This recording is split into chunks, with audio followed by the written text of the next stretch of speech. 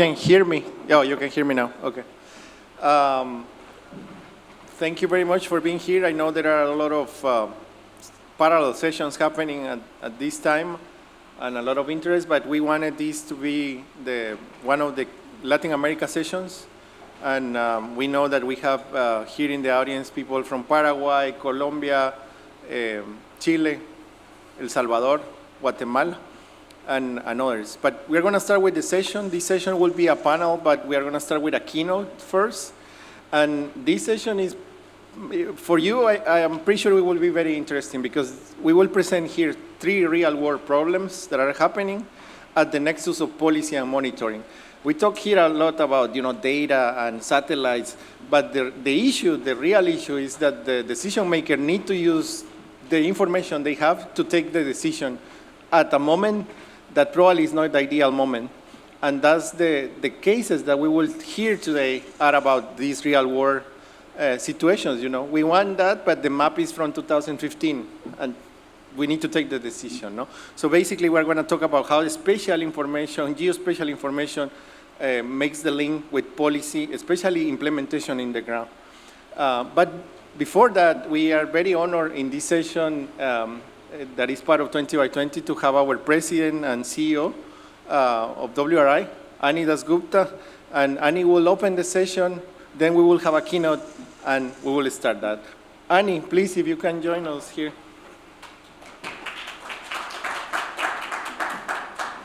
Thank you very much, Rene. I just wanted to welcome you, and I wanted to share, I'm really super excited and charged about Restoration Agenda. I just wanted to share with you why I am. First of all, thank you for FAO-KT for doing this together with us. And thank you all the government officials from Chile, El Salvador, Guatemala, you said, are here. So we're looking forward to our colleagues from all over the world is here. I can see some from India is here, so we're going to hear.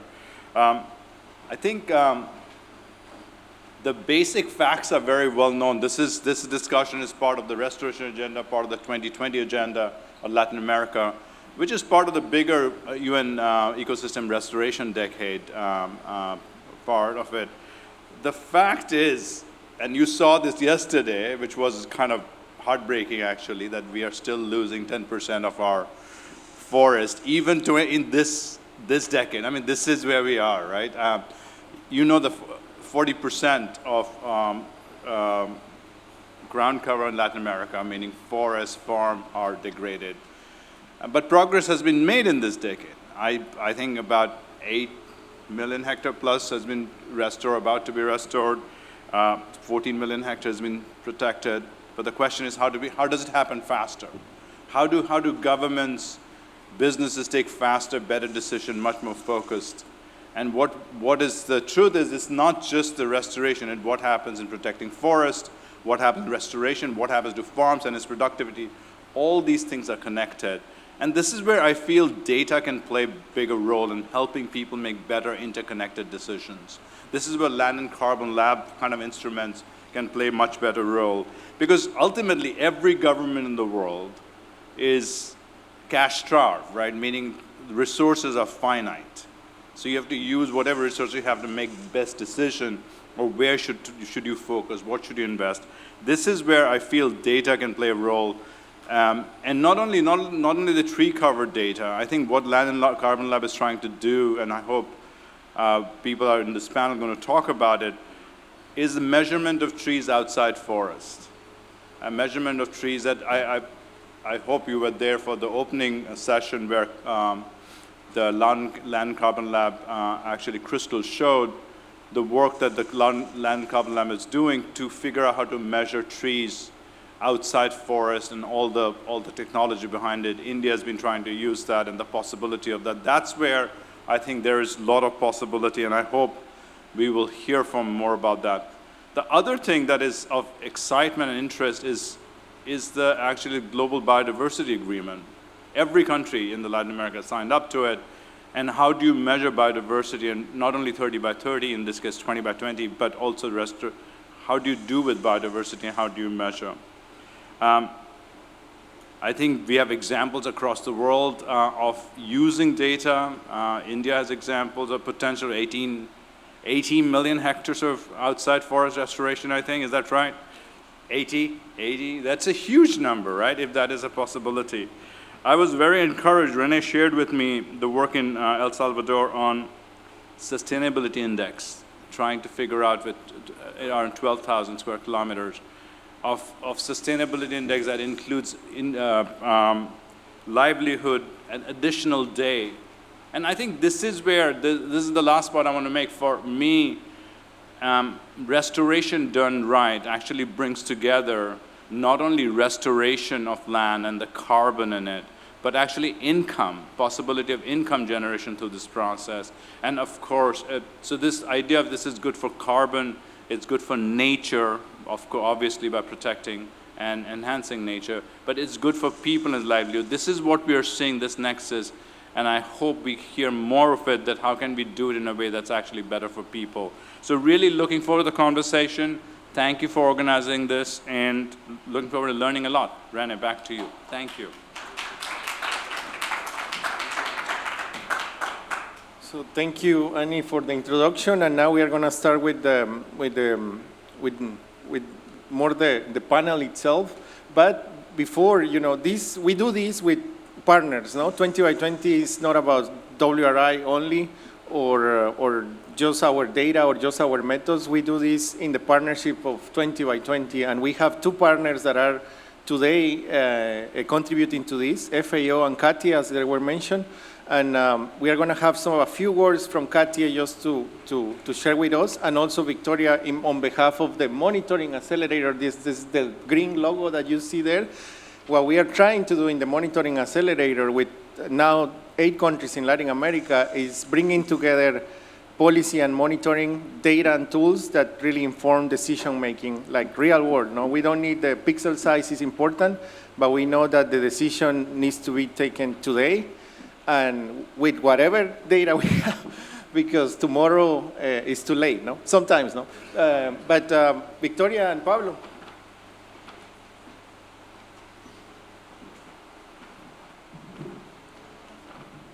Good morning, everyone. My name is Pablo Imbach. I lead the work on climate action at CATIE. CATIE stands for the Tropical Agricultural Research and Higher Education Center.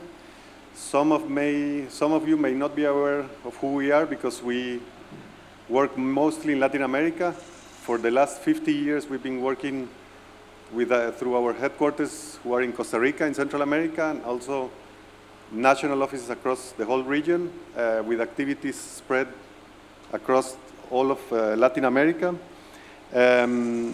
Our work is closely related to bringing science into decision-making. We do that through 3 pillars of our work. One is on bringing research into decision-making and planning of actions. Through many of our teams at CATIE who deal with issues on agriculture and food security, sustainability of livestock systems, other groups doing a lot of work on agroforestry systems with strong emphasis on cocoa and coffee systems, a team working on forest and biodiversity, and then some other teams doing dealing with cross-cutting issues related to environmental economics, watershed management, and the one I'm leading on climate action. The other pillar of our work relates to education and capacity building. We have graduated thousands of masters and PhD students from the region that then go and lead some of the multiple processes across the region, and also thousands of people, professionals and decision makers who've been trained through our continuous capacity building and professional development actions across the region. And finally, we do a lot of outreach and project implementation across the region. A lot of that in collaboration with international, but also local partners, many of which who are here. So it's really a pleasure to be able to co-host this along with the WRI and FAO, this event, and looking forward to the discussion. Thank you. Thank you, Pablo. And CATIE is also an incredible partner for our Monitoring Accelerator program, which I'm going to be talking a little bit about in a minute. Hi, everyone. Good morning. It's really a pleasure to be with you all today. My name is Victoria Rachmaninoff, and I'm part of the Initiative 20 by 20 Secretariat and WRI's Global Restoration Initiative. I have to say, although I might be a bit biased, that this is one of the sessions that I've been most looking forward to in this summit. So at WRI, I manage our Landscape Monitoring Accelerator program for Latin America, which is a peer-to-peer capacity development program for government officials looking to improve monitoring systems for restoration and land use. We also have a sister program, the Landscape Policy Accelerator, which focuses on restoration incentive policies. And what I think is really unique about these programs, so while we've been here, we've been hearing about really the importance and the true wealth of information that's coming from country-level governments. And what I think is really unique about these programs is that not only are we bringing together really leading experts in restoration and monitoring policy, and we are also bringing together country governments to share their experiences and the truly innovative work that they're doing. So talking from one Ministry of Environment or Agriculture to another to share their experiences, their challenges, and really how they're going to meet the ambitious goals that they've set. And actually in this audience, I see quite a few faces who are really our champions of our program. And so today, we have three of our participants of that program who are going to share about their experiences and the work that they're doing. So I'm really looking forward to getting to hear from them, as well as a great colleague who's going to share about the work that the WRI India team is doing through the policy dialogues. So really looking forward to the conversation. You know, I think when we've been at the summit, we've been talking about how we move from data to impact, and we hope that the conversation today is going to help to show a little bit about how we can use policy and policy monitoring to really help be a missing piece of that puzzle. So thank you all, and thank you all for being here. Thank you, Victoria. So now we will have the first a keynote now. We work with other great partner, which is FAO. FAO is big, no? We have offices, they have offices in every country that we work, but also we work with the landscape restoration mechanism or forest and landscape restoration mechanism. Just a short note on that to share with you. We have done a lot of things with Christoph that I will introduce shortly, even without funding, no? We just have the same vision, the same mission, and we put time together, and with both teams, we have done many things together. So with that, I will invite Christoph Besacier. He is the lead of the Forest Landscape Restoration Mechanisms in Rome to introduce about the UN Decade and other things. So please.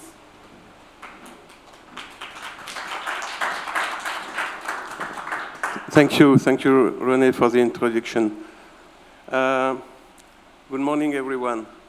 It is a great pleasure to be with you today to introduce this panel on monitoring landscape policy and public incentive for adaptive management of restoration initiatives.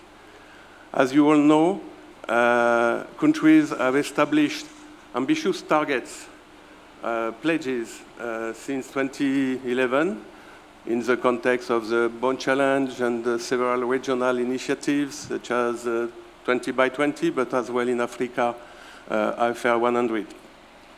More recently, the UN General Assembly adopted a resolution in March 2019 to launch this UN Decade on Ecosystem Restoration for the period 2021-2030. This decade is supposed to halt and reverse the degradation of all types of ecosystems worldwide, and the aim is to enable meeting the Sustainable Development Goals. Led by FAO and UNEP, this decade is an opportunity to massively inspire, support, and scale up effective ecosystem restoration. It contributes to the global frameworks, the global biodiversity frameworks, recently adopted for the post-2020 agenda at the CBD COP. It contributes as well to the UNFCCC, to the land degradation neutrality targets, to the implementation of the Bonn Challenge and the regional initiatives. The vision of this decade is a world where for the Earth and well-being of all life on Earth, including for future generations. We have restored the relationship between humans and nature by increasing the area of healthy ecosystems and by putting a stop to their loss and fragmentation and degradation. In order to achieve this vision and to catalyze the global movement, several barriers have been identified in the context of the strategy of the decade released in 2020. It includes, among others, the lack of political will and the lack of conducive legislative and policy environments. Concerning the political will, despite the economic benefits provided by restoration investments, decision makers, both in public and private sectors, are not investing enough in long-term ecosystem restoration compared to investment in other sectors such as healthcare, education, defense, and others. Concerning the lack of conducive and legislative and policy environment, there is clearly a scarcity of legislation, policies, regulations, tax incentive, and subsidies that promote a shift in investments towards large-scale restoration initiatives and the production systems, value chains, and infrastructure that are not degrading ecosystems. To address these barriers, and considering the critical importance of policies to support and incentivize effective and inclusive ecosystem restoration, one of the key pathways proposed by the Decade strategy is to focus on fostering political will for ecosystem restoration. To that end, Decade partners are currently engaged with government to mainstream restoration into national budget, national development plans, and climate change strategies, to reform existing policy instruments, to halt fragmentation and degradation of ecosystems, and to catalyze large-scale investment on restoration. They are trying to facilitate cross-governmental and cross-sectoral dialogue for collaboration on restoration. That is clearly, we are talking about land uses, and we are talking about multiple sectors, and we need to have people around the table to negotiate the consensus for restoration activities. We are trying as well to redirect fossil fuel, agricultural, forestry, or fisheries subsidies to policies and subsidies to conservation and restoration of ecosystems. And we are trying to engage multiple stakeholders and sectors, groups and stakeholder groups in policy development and restoration initiatives. In support of these activities, the UN Decade Task Force on Best Practices, which is a collaborative effort led by FAO and focused on knowledge dissemination and capacity development, we have developed a capacity, knowledge, and learning action plan, which propose 8 capacity development initiatives tailored to different stakeholder groups. One of these capacity development initiatives is the Restoration Policy Facility, which will build on and scale up the Restoration Policy Accelerator, already established by WRI, as a peer-to-peer capacity development program for high-level policymakers. The idea is to expand it to several countries and regions, and to incorporate additional activities and tools that enhance capacity to advocate for policies that support and incentivize effective ecosystem restoration. Finally, to achieve this vision and to help policymakers to take the relevant decision, we need to monitor progress properly in order to reach restoration targets at scale. Landscape restoration monitoring is key. Landscape restoration monitoring contributes to increasing accountability and adaptive management in policy implementation. It helps to assess the effectiveness of policy instruments that reduce the cost and increase the benefits of ecosystem restoration. And this session, I hope, will provide an interesting example on how to measure progress, impact, and performance of policies with Land Carbon Labs and partners using the tools and methods already developed in different countries. So thank you for your attention, and I am very enthusiastic to see the country cases and to have an explanation on that. Thank you.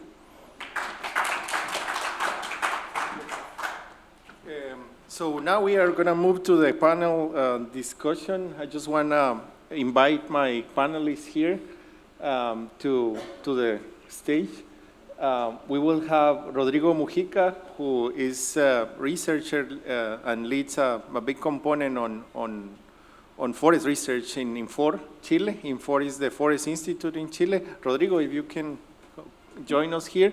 We have also Carla Posada, which is the head of Integrated Environmental Assessment Unit at the Ministry of Environment and Natural Resources from El Salvador. Carla, please. And we have also Kenset Rosales, which, I am Guatemalan, so he's my fellow Guatemalan that is here, and pleased to join me. And he is the head of information system at the Ministry of Environment in Guatemala. We also have my great colleague, Ruchika Singh, that is here, and she will share with us the nexus of policy and monitoring in the case of India. Of course, you already know Pablo and Christoph and Victoria, and I'll be moderating the panel. Some of the interventions will be in Spanish, so if you have your headphones for translation, we will invite you to use them. No worries if that doesn't work, because there is an overlap, but there is a delay in the translation that we know that happens. But if that happens, what we're going to do is, after they intervene, I will make a short summary of their intervention so you are all clear. And with that, we are going to start with a set of questions first. So I want to start with Carla today. El Salvador has different policies. One of the policies that they have been working with us at WRI is the environmental compensation system. And Land and Carbon Lab has been able to help in providing data and methods to set a baseline for that program. But that program has different challenges, but also different opportunities, and is very innovative. And I want to give the floor to Carla to share with us more about how this program works and what are the monitoring components that they are using and what are the challenges. So Carla, I will give you this, and then you just move the slides. There are some slides that they will show with us, and then start.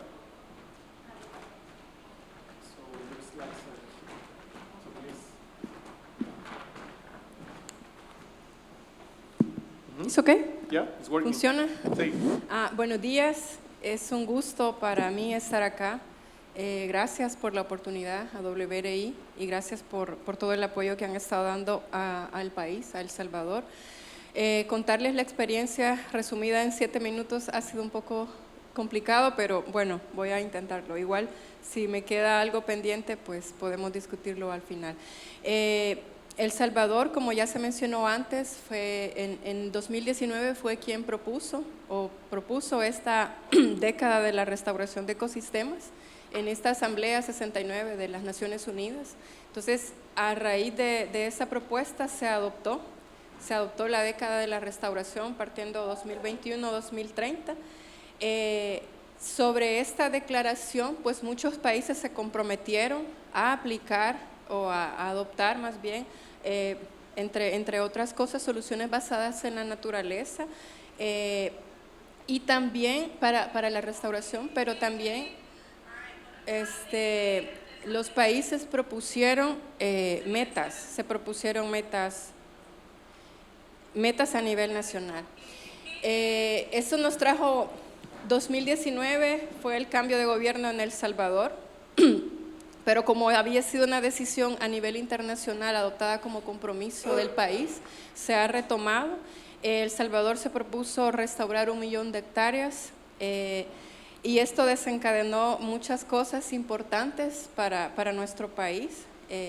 y que también vino como a mover muchas de las piezas que son necesarias, como las políticas y los marcos legales. Entonces, fue necesario trabajar en esto, todavía se está como actualizando para que esté en línea con la restauración. También se identificaron como áreas que son prioritarias para la restauración, todavía trabajamos en eso. Además, en este momento, en un momento correcto, digamos, con las personas correctas y en el lugar correcto, lo voy a decir así alineado, tuvimos el aporte o el apoyo del WRI con la aceleradora de políticas de incentivos, y esto fue como que desató muchos cambios internamente en el país, en el Ministerio de Medio Ambiente donde trabajo.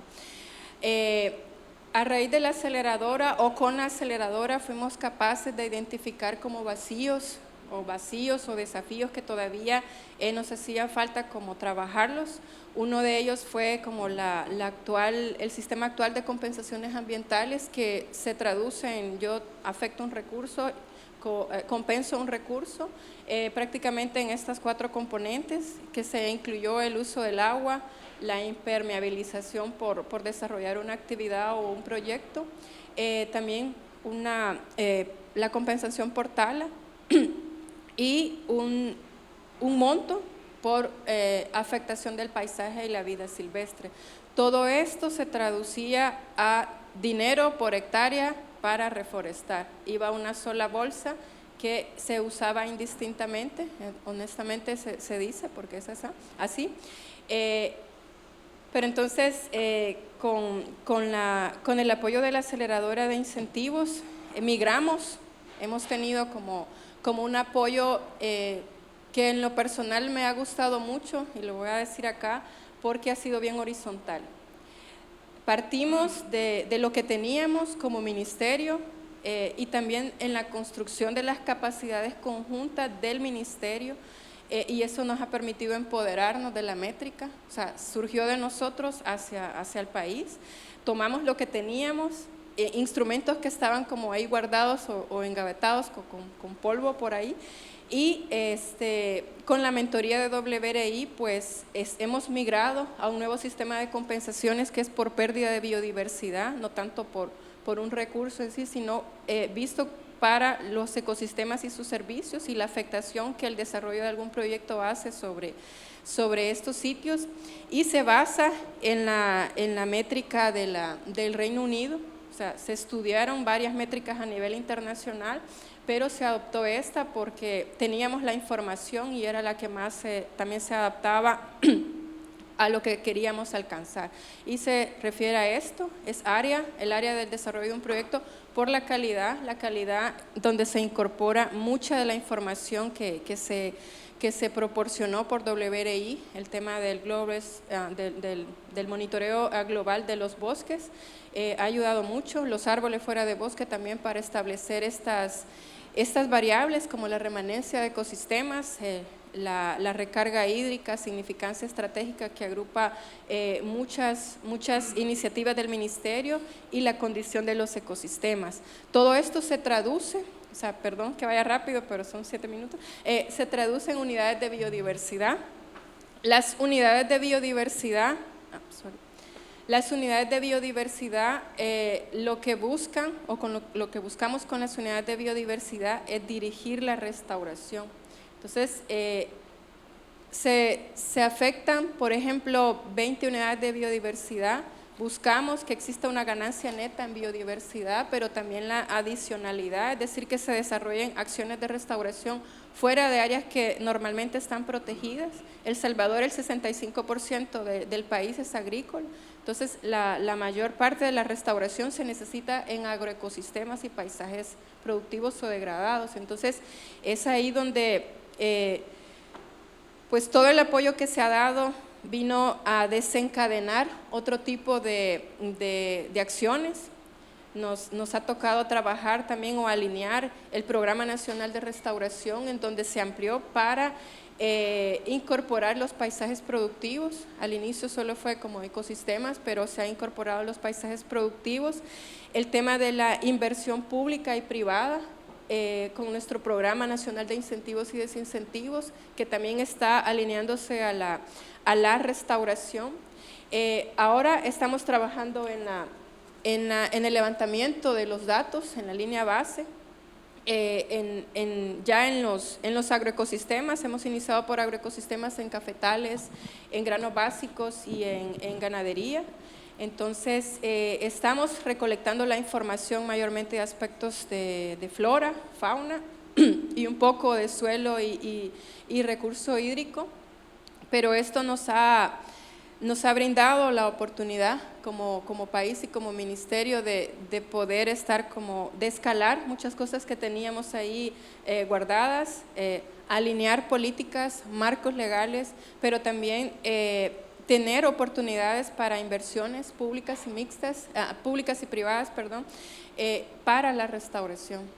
Entonces, este es un poco, quizás rápido, el resumen de lo que la aceleradora nos ha ayudado, y pues ahora con la aceleradora de monitoreo, pues vamos a otro nivel y esperamos que sea súper bien como en esta oportunidad que tuvimos. Gracias. Gracias, Carla. And just to summarize a little bit, but it's basically what you see here is it's a compensation system. Basically, if you do damage in one area, the way it used to work is you just have to plant trees. And then if you build a house in 1 hectare and you cut all the natural forest, you just need to plant 1,000 trees per hectare, and that was before. And now what they came up with was these biodiversity credits. But for that, they needed spatial data to set a baseline, no? And that's where we, with different partners, not just WRI and others, where we provide the TTC layer, which is the tropical tree cover, an experimental phase because that was not really approved at that time, but we used that because we needed to take, they needed that for now. And just an example of how is that, just to say that all the panelists here and also my colleague Ruchika, they are really, in government, when you work with governments, you have authorities, no? The ministers, vice ministers, and then you have key people within the teams that really is driving the leadership in the work, no? And what we have here with Carla, Rodrigo, and Kenset is precisely that, with the support from us, like with Ruchika, Victoria, and others. We will continue now. We will move now to the south, to Chile, and we will have Rodrigo Mujica from Infor that will share with us a different issue in terms of policy and data that they are facing. Chile is very different, but Rodrigo will tell us now. Please. So just move it. Solo dale click ahí. Perfect.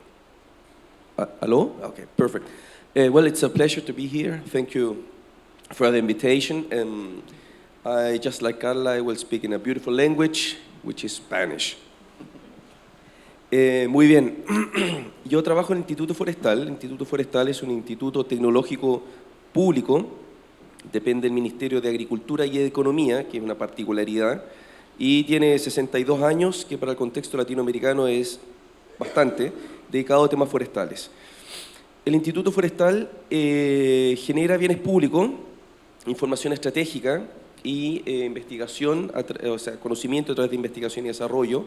Y nosotros tenemos el foco en el trabajo con los privados, muy fuerte, trabajo público-privado, y somos una institución de Estado, no de gobierno, tener una mirada de largo plazo. Y la visión de Estado nos ha permitido, en los últimos 62 años, ser uno de los pilares de desarrollo del desarrollo forestal chileno. Uno de los aspectos que realiza el Instituto Forestal es el monitoreo. Para nosotros el monitoreo siempre ha sido muy importante. Nosotros como instituto, en términos de bosque nativo, monitoreamos los aspectos biofísicos, socioeconómicos y de biodiversidad, pero también existen otras instituciones que hacen monitoreo en Chile, y eso obviamente nos creaba algún conflicto, y hace unos 8 o 10 años generamos un sistema integrado de monitoreo en el país. Eso ha sido muy relevante, nos ha permitido trabajar en conjunto, optimizar recursos y ponernos de acuerdo de cómo nosotros monitoreamos el bosque nativo en el país, y eso sobre todo nos ha permitido contribuir a la conservación, como uno de los objetivos, contribuir a la conservación, a la mejor calidad de vida de los propietarios del bosque nativo, pero sobre todo nos ha permitido democratizar la información, porque como se ha dicho mucho desde ayer, la información tiene que estar disponible para todos, para todas y todos. Eso es algo que antes no ocurría, y sobre todo tenemos monitoreo participativo, de tal forma que cualquier ciudadano puede contribuir a este sistema de monitoreo. Es una plataforma muy interactiva, que si tienen interés se las puedo presentar más adelante en forma interna. Y obviamente este sistema permite orientar políticas públicas y evaluar y monitorear políticas públicas. Y una de las leyes que hemos podido monitorear y que es la ley de bosque nativo. Nosotros tenemos una ley de bosque nativo en Chile del 2008 que tiene como propósito recuperar, manejar los bosques nativos a través de subsidios que se dan a los propietarios privados. En Chile el gran problema no es la deforestación, es la degradación. La deforestación está relativamente controlada, pero tenemos problemas con la degradación. El bosque nativo, los bosques están en manos de propietarios privados y son ellos los que toman decisiones sobre qué hacer con el bosque nativo. Y esta ley contempla subsidio para aquello. El problema es que esta ley no ha sido, y tenemos que reconocer, no ha sido del todo exitosa. Esto lo sabemos justamente por el monitoreo que hace Chile. Y sobre todo no ha sido exitosa porque más allá de pretender recuperar los bosques, no ha abordado la degradación como corresponde.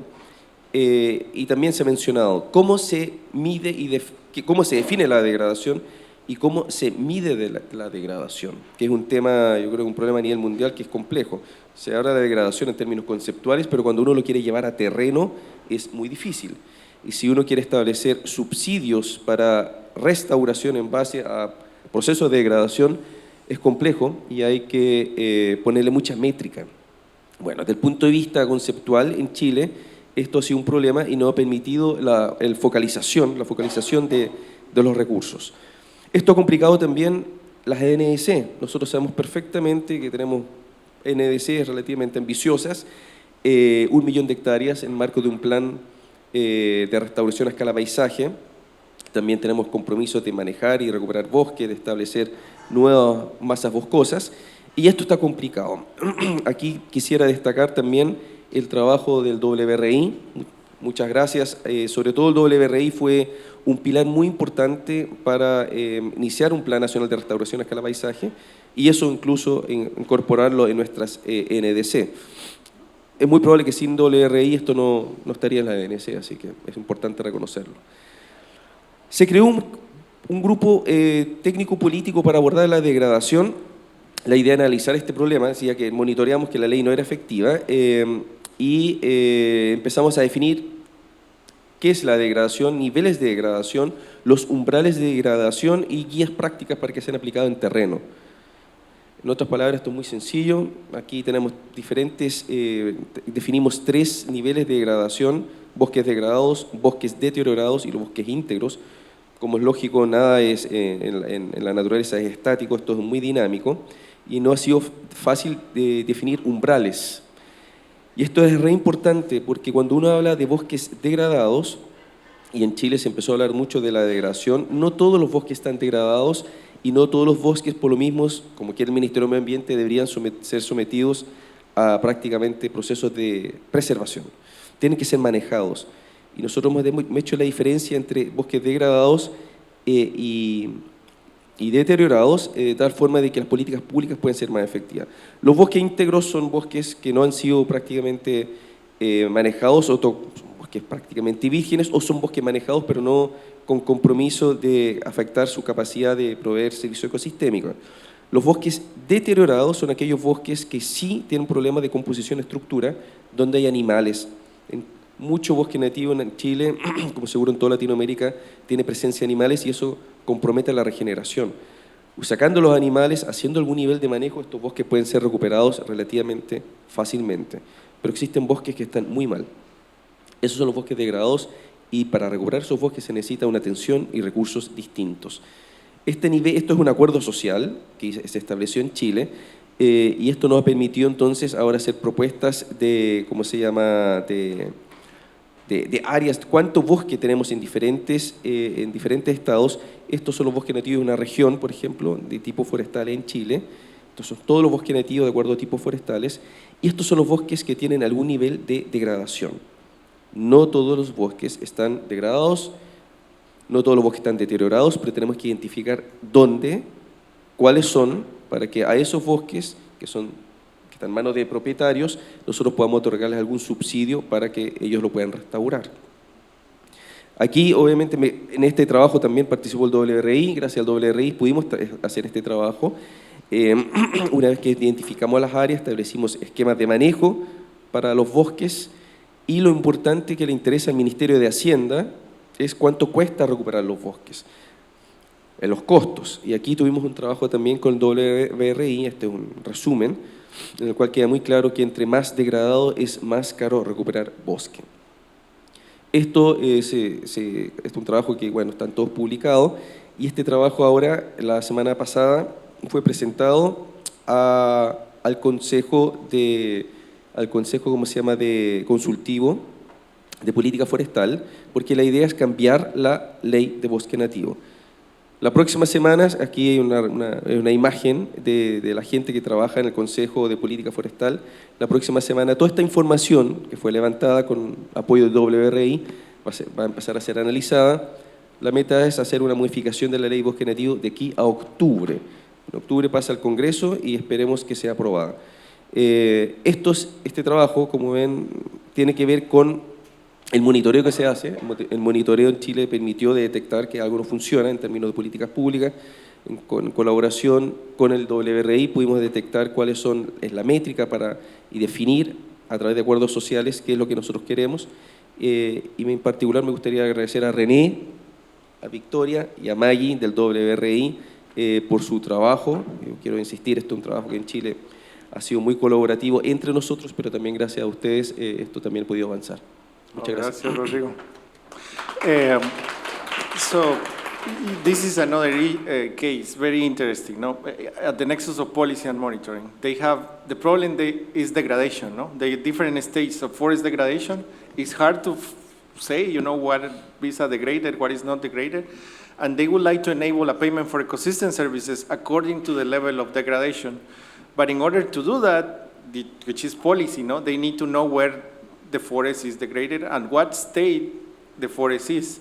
And also they need to be careful in not creating a perverse incentive that basically if you are a degraded forest, you receive more resources and then you degrade the forest to receive, because we do all those things in Latin America in many parts.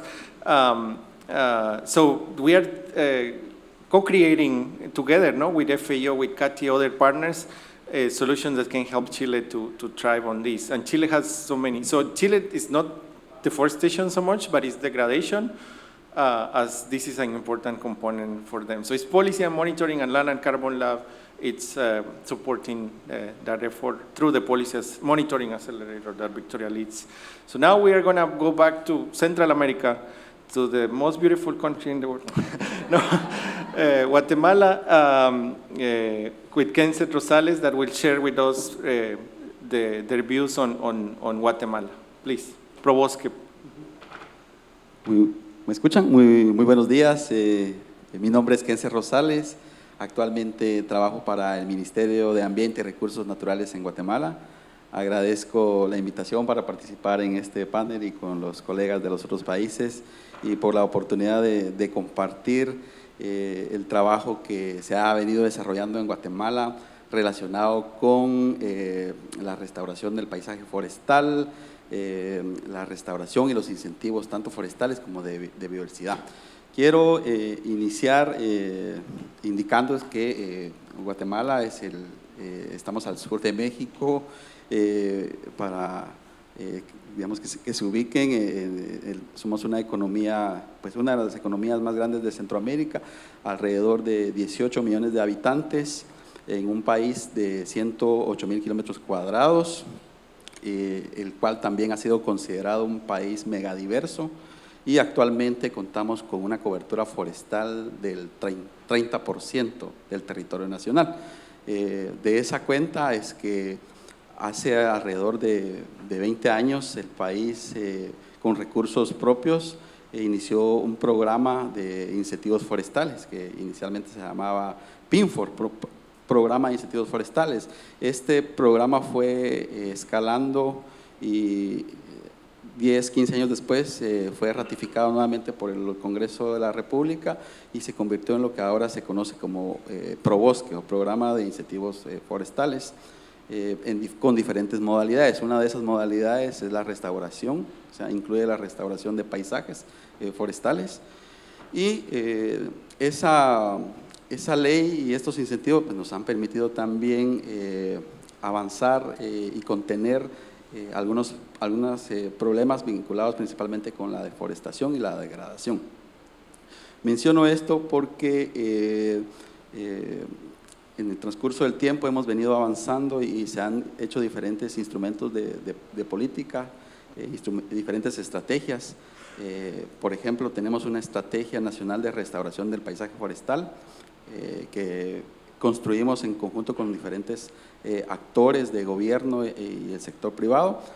También como parte de otro documento, otro instrumento de política pública para manejar y conservar los bosques, también en Guatemala elaboró su estrategia nacional red de deforestación y degradación y actualmente es un país piloto con un programa de reducción de emisiones. Menciono esto porque finalmente todos estos instrumentos de política los hemos ido actualizando y eso nos ha permitido también actualizar y presentar nuestra contribución nacionalmente determinada ante la Convención Marco de Naciones Unidas.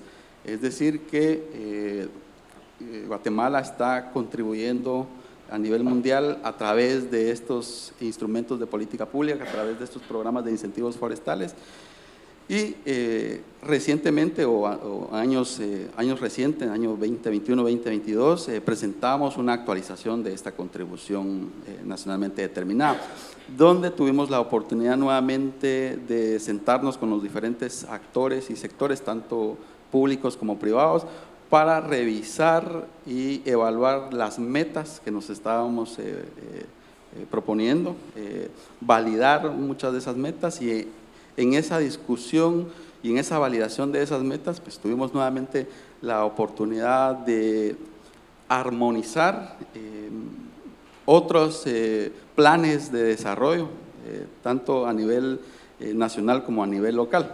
Menciono esto porque seguramente en otros países también ha sucedido de que es necesario hacer esa armonización entre los planes de desarrollo que el país tiene con estos nuevos instrumentos, estos nuevos documentos que se presentan ante la Convención Marco de Naciones Unidas.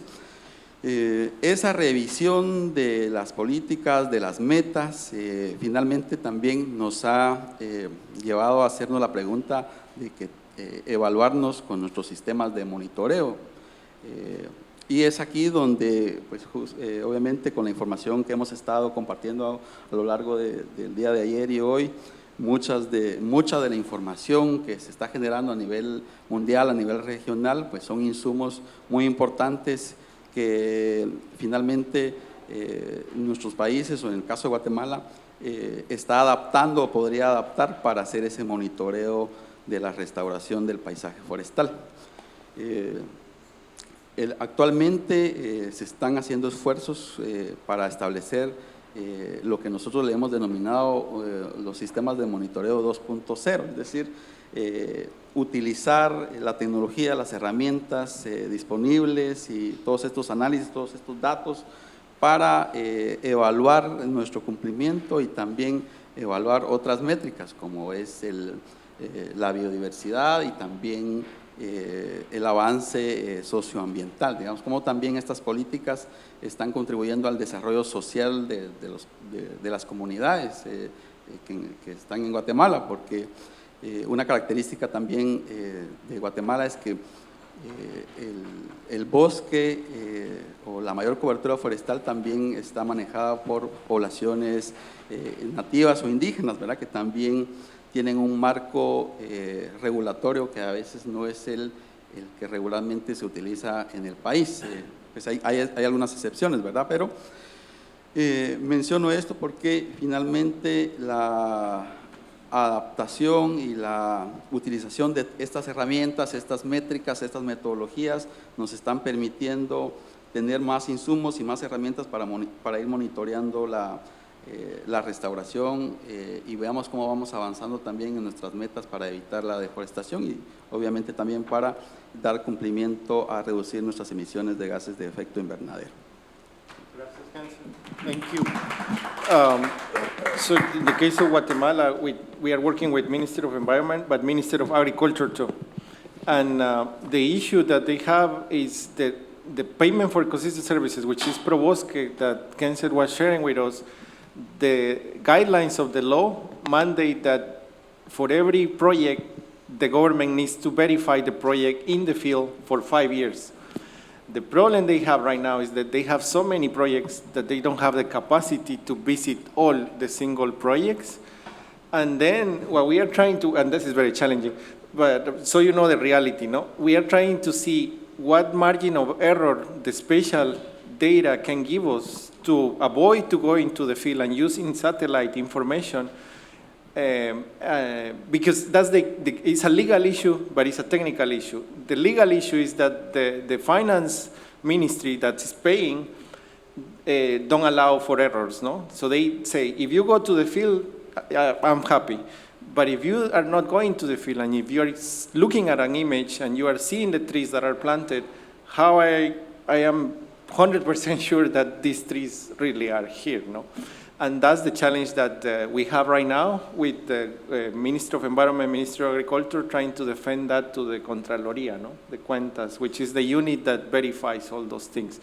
We don't know if we're going to get a solution perfect, but that's the reality, no? The law, if you talk in legal terms, you need to have a margin of error of special information that allows you to defend in court or in a with judges, you know, all those legal things that I don't understand very much. But now we are going to move to India with my colleague Ruchika Singh to share with us the nexus of monitoring and policy. Just to say that when we created the policy acceleration and monitoring acceleration program, Ruchika was part of that team that we brainstormed, like you might remember, like 3 years ago or more.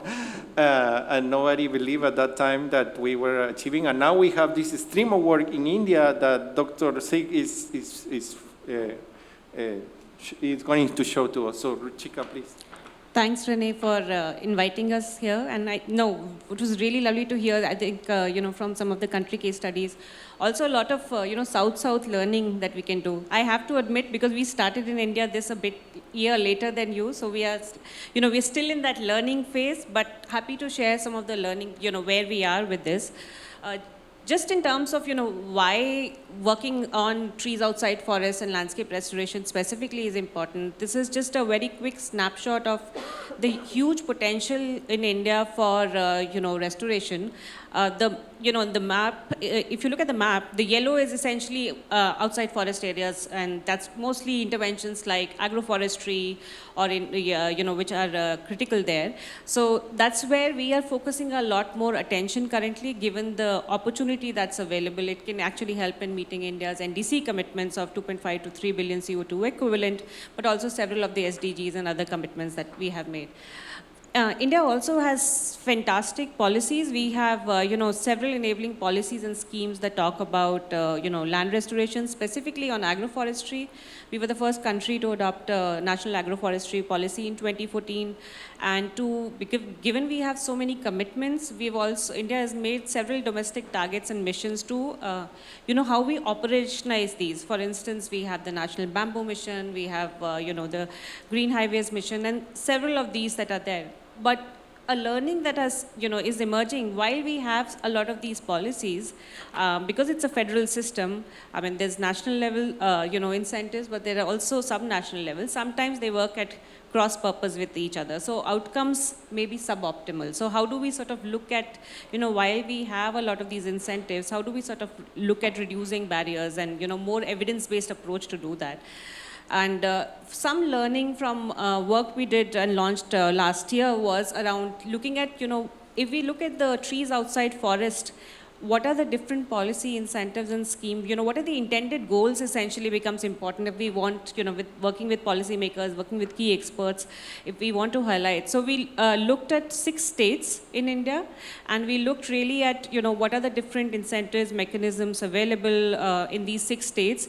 And a lot came out in terms of, focus on livelihoods, focus on water, focus on, how do we minimize climate risk, focus on more evidence-based approach to do, looking at how we kind of implement some of these goals, which basically says there are a lot of entry points that can be deployed to get these policies into action. And, this is just a snapshot of the 6 states that we were looking at. And we looked at different kind of incentives that, they are there in the different state regulations. And there are a lot. And sorry that the graphic is not fully readable, but just to give you an idea, I mean, we have both monetary and non-monetary incentives, from saplings support to minimum support price to, insurance, not so much, but, looking at different pieces, some of the focus on supporting with infrastructure or buyback subsidy. So different kind of mechanisms and innovations that are being tried. However, and we also know that there's a lot of public finance that can be unlocked in India for landscape restoration. We have, and this is a slightly dated data from 2016 work that we did a few years back, that there's almost 13 billion that's available for protection and restoration just through one program of Mahatma Gandhi National Rural Employment Guarantee Scheme. So, unlocking some of those could really, lead to how we do restoration right. So the finance is available, but you need catalytic, philanthropic support, but other pieces to see how we kind of work with some of these different mechanisms that are available. The other focus in terms of is there's more need for credits, insurance, and enabling finance, which can take this forward. I was talking about while we see so many of these, policy incentives that exist in India, we've also learned when we did the, analysis for these 6 states, there are several barriers actually. Because there are so many policies, so many incentives, they're also, they are working at cross purpose with each other. How do we really think about a landscape approach, for instance, where the different departments speak to each other. I think it was mentioned a bit by one of the speakers earlier also, issues around transit permit. How are we really gonna, would be transited out of one district to the other, which species it's possible to do, what is not possible to do, how do we think about market linkages, and all those different kind of barriers. And one, from our study, one of the key learnings that came out was, well, developing landscape level strategies is key. We want to see how in a landscape, in a district, how we can do better convergence of different sources of funding, whether it's from public, state level schemes, or from the, what we also have something called centrally sponsored schemes. So how does some of those convergence happen better? And how do we shift or reorient incentives for that? And how do we think of the enabling environment? So one example of that I wanted to discuss very briefly is the use case of, the central Indian state of Madhya Pradesh, where we are working in and, taking a look at one district, which is the extreme right in the map, which is CD district, where, it's a poor climate vulnerable district. But it has a huge potential for restoration, which we sort of undertook few years back, more than 100,000 hectares, also, a lot of opportunity for jobs and livelihoods. But if we have to, operationalize this opportunity, how do incentives help in this? And we are currently working with the state government and the district administration as a nodal agency to oversee how, at a landscape level, there can be better convergence of public funding. To give you an example, what we are doing in a pilot area of CD is, look at how we develop a landscape level plan which is informed by data, but then also see how we converge public fundings for it. You might ask what convergence means. Convergence here would be at a district level, because you've developed that spatial planning, and you've also looked at the local level what communities are asking for. How do funds from Mahatma Gandhi National Rural Employment Guarantee Scheme or livelihoods or forest, they flow in a more synergistic way.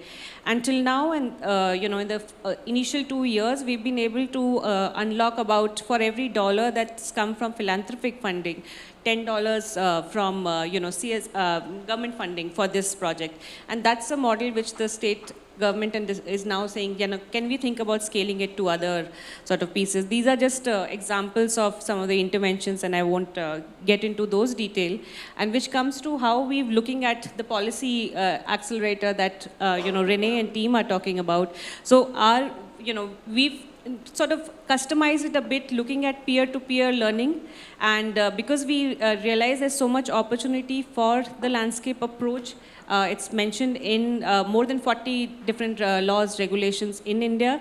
So how we, for our first dialogue that we did last year, we focused on specifically on seeing how can we sort of create more awareness with different sort of policymakers and different departments on the landscape approach itself, and what does restoration really mean, and then move to a specific opportunity of bamboo. Specifically in the region, and how can we think about the supply chain demand and policy barriers for reducing that.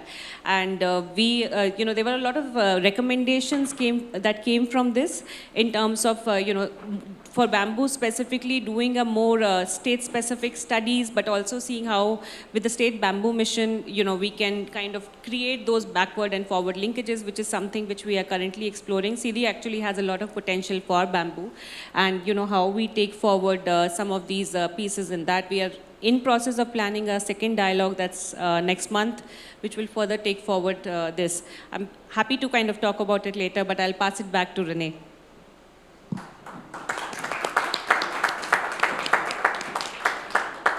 Thank you, Ruchika. And well, you saw that this is another interesting link, between policy and monitoring.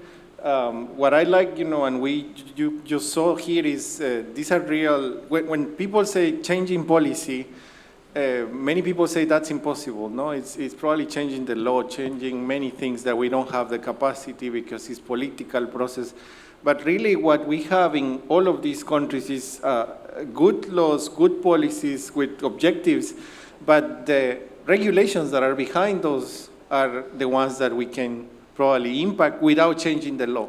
For example, we are working in a country where the law says you need to plant trees, but it doesn't say you need to plant pine or eucalyptus or you need to plant native species. The regulation is the one that says that. And in order to change the regulation, you don't need to change the law. So that's why we are working here, trying to look at these guidelines. It's very specific in a way, but it's what moves us to change things without, having to enact a new law. Now we are going to open the floor. We have one question for each of the panelists here, but before to start that, we would like to ask if you have any question now that you have seen the 4 cases from the public. And we won't use Slido because it's too much technology. We will do it at the traditional way because it's more dynamic, I guess. Please, El. Thank you very much. My name is Eli Hakizumwami. I am WRI DRC Country Manager. I'm based in Kinshasa. It's not a question, but a comment, because what I have seen in the experience from the countries from Latin America is that they are doing restoration based on the assessment of restoration opportunities that they have done before. Because I think this is a key, because you cannot measure the progress when you don't have the baseline situation. And the baseline situation is revealed by the assessment that has been conducted in a country. Unfortunately, the situation is not the same in some of the countries. For instance, if we take the case of African countries, not only DRC, we have now more than 100 million hectares pledged for landscape restoration. Unfortunately, you will find that very, very few countries have conducted the assessment for landscape restoration, which means that they don't know where to restore. It is not easy to plan for investment when you don't know where to invest, which means that for the resources that are being also collected to promote restoration, I think the assessment for landscape restoration is also an important issue to be taken into account. If I take the case for DRC, where I am, the country pledged 8 million hectares by 2030. But Bezacie is with me here. You know that in DRC, only one province, South Kivu province, has conducted ROM. This work has been done by WRI in collaboration with FAO. And the rest, so the area to be restored has been, is 1.6 million hectares. The rest is not known. The country does not know where to restore. So it is very difficult for a country to start, to think developing a restoration plan when they don't have data on where they have to plan.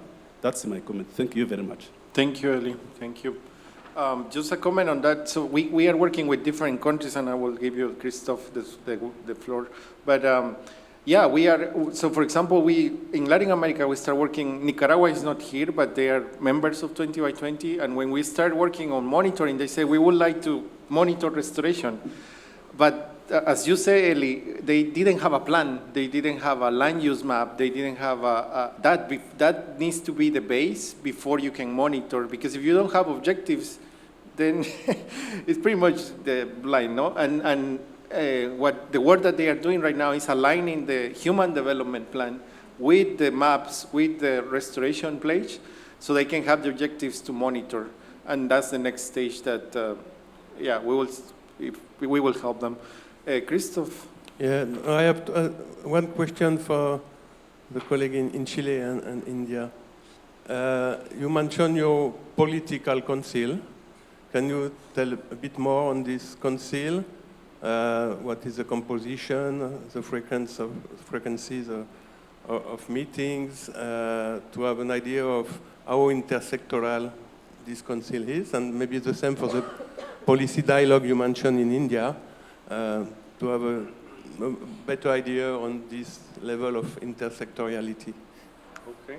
¿Cómo está compuesto el consejo? The Forest Council. The Forest Council, yeah. It's every important actor is in the council, private and public. Indigenous people, people from the universities, companies, and of course the state.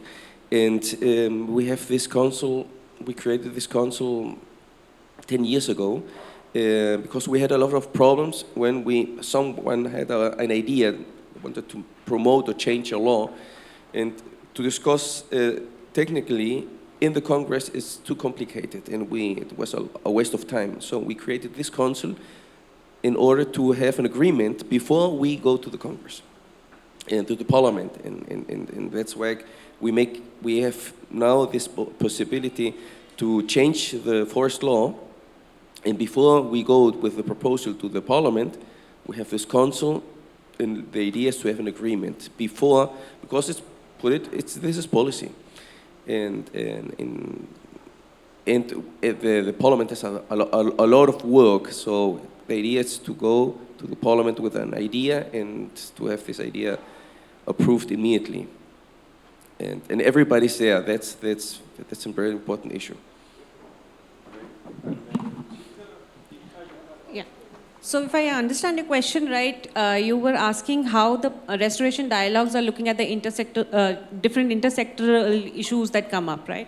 So I think that's a great question, Christopher. So how we are looking at it really is, that's why I talked about, more than 40 legislations, policies in India talk about a landscape approach. But if we see how we operationalize that, how do we make those inclusive restoration plans, is been one of the barriers, what I think Eli was also talking about.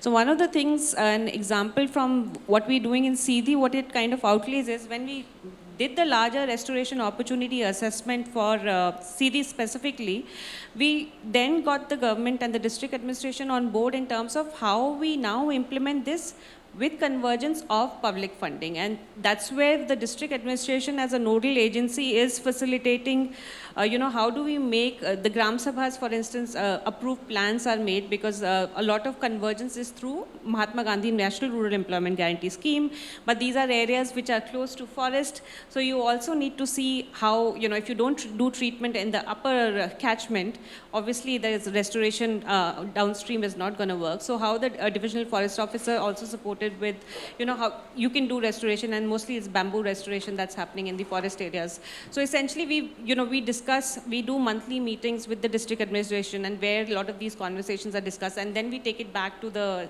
state level to see how we kind of, resolve some of these issues, because eventually the convergence can only happen when we look at these different state departments start talking to each other, and that's something which we are currently sort of facilitating. And in fact, in the next month's dialogue, we're going to be focusing more on the landscape approach, working through the rural development department, so see how do we think about costs and also planning around it.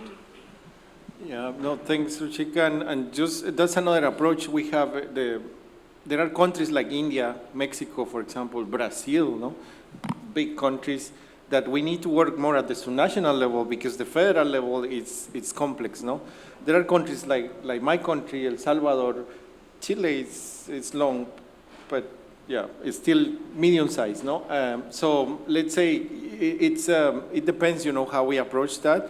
And the other thing is, sometimes certain words might not be well received by governments, like acceleration, why you are trying to accelerate us, no, as civil society, no? And dialogue is more like, open. So we have different strategies that, thanks to Ruchika, we have been learning a lot. There is one more question here, and then we do the final. Thanks. I'm Justin Zara. I'm the director for the agriculture program for Europe, for Environmental Defense Fund Europe.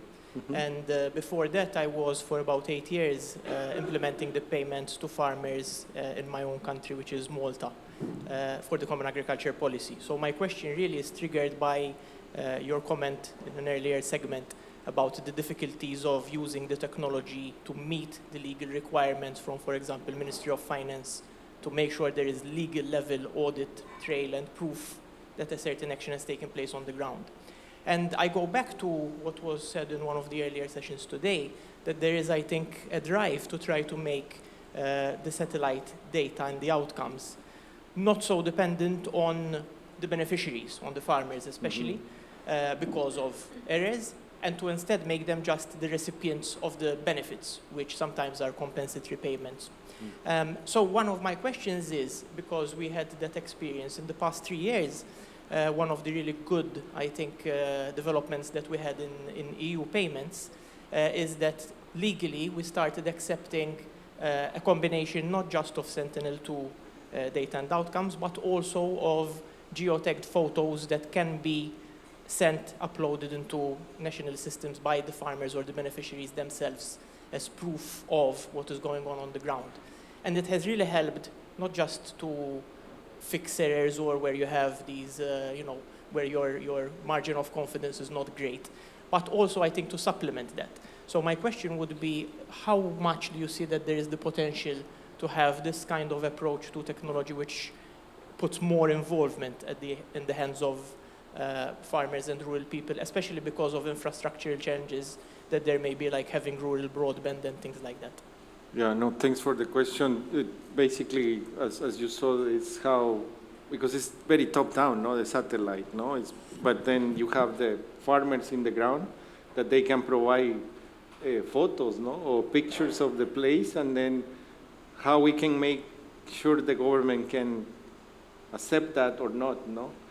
I just want to comment to start, but the problem is we are perverse, no, as humans, no, and then the trust in farmers is sometimes hard to demonstrate, no. This is a picture of a tree, that is planted in my property, or this is a picture that I took in another place. That's what I have seen from government. No, they are very skeptic to say, yeah, no, because people will do whatever they want if we leave them. But as you say, maybe connecting satellite with that, then you have two levels of validation, then it can be more accurate, no? But please, anybody wants to? Chica. Yeah, I can comment on that. That's a great question. Actually, so I'll take the example again of Eastern Madhya Pradesh in Seedhi. What we've been doing is because, we want to make sure when restoration happens on the ground, how does it also create more transparency, accountability? The local Gram Sabhas, which are the lowest tier of governance under the Panchayati Raj system, they are owning up the process. So what we are in the process of developing, well, we have an app to collect some of this information. It's in beta mode right now, but the idea is, can we think about local communities as citizen scientists and using that approach to, they collect information on different aspects, and it's not just about trees. We've done testing with them to see what feedback came from women, from, the tribal groups, and then identify what indicators they want to monitor. So essentially we did that to see what farmers or local communities, women are looking at. And we've had good feedback from the government because if we look at the local Jilla Panchayat, which is the Panchayati local tier of governance I was talking about, the government is interested in seeing how the app can be integrated and can be used for data collection. We are still, obviously, this is under peer review and we've not launched it, but those kind of discussions are starting to happen. So I think overall, if we can do a mix of top-down and bottom-up, it really does create more transparency, accountability, and better conversations with local farmers and women groups, etc. So something which we are trying to do. Yeah. Thank you, Chica. Carla. En español, nosotros en El Salvador, bueno, la restauración es un proceso largo, ¿verdad? Y no es solo de gobierno, ni tampoco de organizaciones externas, es con la gente y es desde la gente. Entonces, lo que se necesita y lo que estamos implementando también en El Salvador es en pilotos, líneas bases en las cuales participan los productores. Es lo que mencioné al final, lo estamos haciendo levantamiento de datos en fincas de café, en fincas ganaderas y en bosques conservados con diferentes grados como de sucesiones que hay en el bosque. Se han involucrado. Ha sido un proceso de mucho aprendizaje, se ha construido, una cosa se planteó en el papel, otra cosa es llevarlo a la práctica, y creo que muchos de mis colegas no me dejarán mentir, que se ve bonito en el papel, incluso los datos son súper buenos, pero cómo llevamos eso a donde puede quizás potenciarse mucho más con la gente, ¿verdad? Entonces, en El Salvador estamos levantando los datos con aplicaciones, con teléfonos inteligentes, y esos datos, en ese levantamiento de datos participan lo que nosotros llamamos socios de la restauración, que son instituciones de gobierno como nosotros, Ministerio de Ambiente. También participan instituciones como el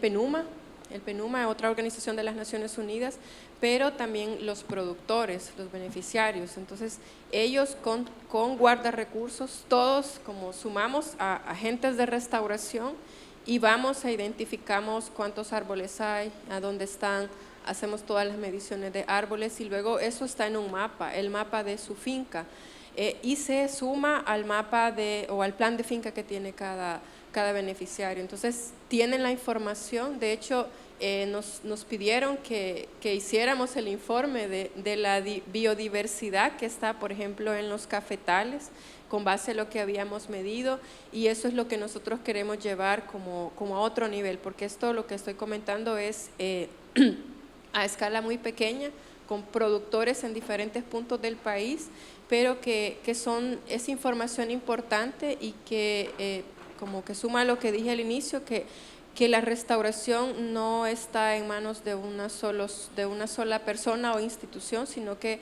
es un trabajo en equipo y es donde se tienen que construir capacidades no de corto plazo. Entonces no son intervenciones que yo llego, planto un árbol y me voy, ¿verdad? O sea, la restauración tenemos que ver que ese árbol siga ahí, no que estamos plantando el mismo árbol en el mismo sitio, y que esos datos sean reales. Entonces, Sí, es una construcción con tiempo, con la gente y con datos, con información. Eso es la experiencia que puedo compartir desde El Salvador. Gracias, Carla. Y ahorita le doy a Christoph. So, we have the tree, no? The tree component is important. But when we monitor, for example, and we have seen that in many countries, is you plant the tree, and maybe some people expect that tree to be there forever, no? Because carbon optimality or things like that. But the reality is that communities probably will use that tree, and as long as they don't change the land use to another thing, that probably it's a sustainable use of the land. So even if that tree is not there in the future, that doesn't mean that the monitor is indicating that there is a problem. Maybe it's just the dynamic. That's one thing. And just to give an example, in Costa Rica, we are working with farmers. Government doesn't track, if you're a farmer and you have a property and you plant trees because you are committed with the environment, the government doesn't know. And they don't have any incentive to report to the government. They better not tell anything to the government because they don't want the government to mess with them. But what they are trying to do is identify them, so if they are doing the right thing voluntarily, they can get a tax relief for the property they have. So we are trying to give the incentive to that, by this monitoring and that. Christoph, and then we close the wrap.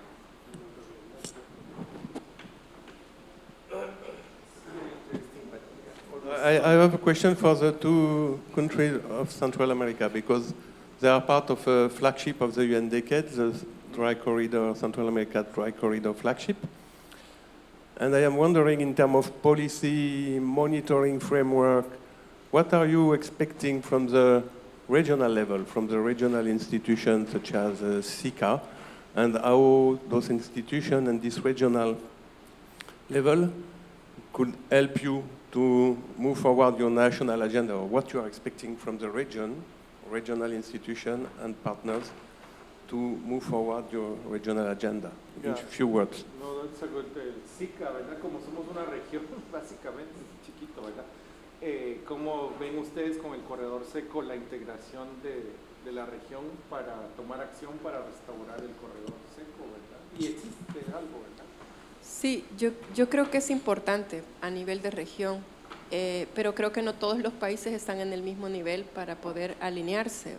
Es algo que se está dando y se está construyendo, y sí es muy importante porque no es el corredor seco es como compartido, y compartidos también los problemas, todo lo que desencadena el corredor seco. Entonces, lo que se hace en una región, por ejemplo, en la zona de El Salvador, está afectando a otras zonas. Entonces, estos organismos como SICA, el CCAD, también organismos que están a nivel regional, están apoyando, y creo que ahora que estamos, por lo menos en El Salvador, en este nivel de que tenemos una política que está gestionando la restauración, tenemos incentivos, por lo menos en política estamos como buscando los fondos, podemos integrarnos, porque por ejemplo Guatemala, mencionaba acá Kenneth, tienen ya un programa de incentivos establecido, nosotros estamos iniciando, pero quizá buscar esas como las similitudes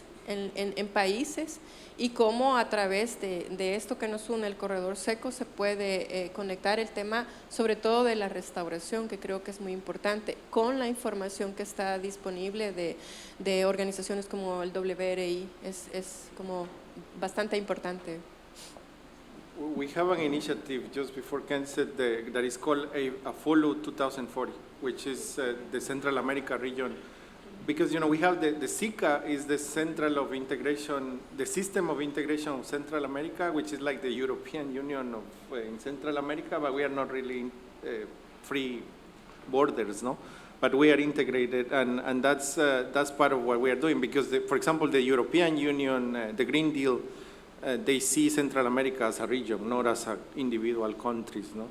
The same, the Germans, no? Gracias, René. No, muy brevemente y muy oportuna su pregunta, porque nuestras problemáticas muy parecidas, nuestras limitaciones también. Compartimos territorios no muy grandes y problemáticas similares. En ese sentido, creo que es muy valioso validar muchas de estas herramientas y estas metodologías para evaluar los avances que tengamos reportando o tengamos en la región. Entonces, cualquier insumo, hablemos de datos espaciales, imágenes de satélite de alta resolución, algoritmos que se puedan utilizar en Guatemala, también son válidos o seguramente van a ser adaptables para Salvador, para Honduras, para Nicaragua. Entonces, en la medida que tengamos acceso a esa información, a esos datos y a estas herramientas, a estas metodologías, también nos va a permitir ir mejorando en nuestros reportes, ¿verdad? Entonces, esperamos mencionaba Carla, tenemos estos espacios políticos, el SICA, el Sistema de Integración Centroamericano, la CCAD y así algunos otros espacios donde hemos estado también colaborando e intercambiando información con apoyo, la mencionaba René, de la cooperación internacional, de la Comunidad Europea, de otros socios más cercanos como USAID, por ejemplo, WRI, obviamente también ha estado colaborando en la región, y acercarnos a estas herramientas y a estos insumos, pues como lo mencionaba anteriormente en mi intervención y René también, nos va a permitir progresar y avanzar a estos nuevos sistemas de monitoreo y poder cumplir también con estas metas que nos hemos comprometido tanto a nivel de país como a nivel de región. Mencionaba pues, René la iniciativa de AFOLO, es una iniciativa también a nivel de región. Gracias, Kenneth. So we are at the close. First, I hope this panel has been very useful for your time. We value your time, no? But there are 10 other parallel sessions, so we really thank you for being here and not in the carbon or other carbon markets, pools, all the.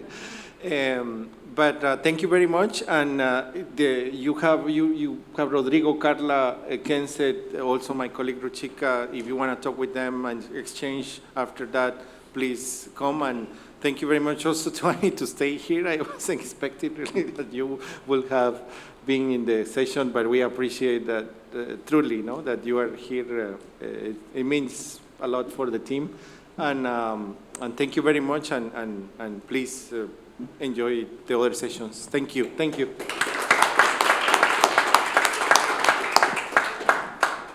Okay. ¿Hacemos una foto o no?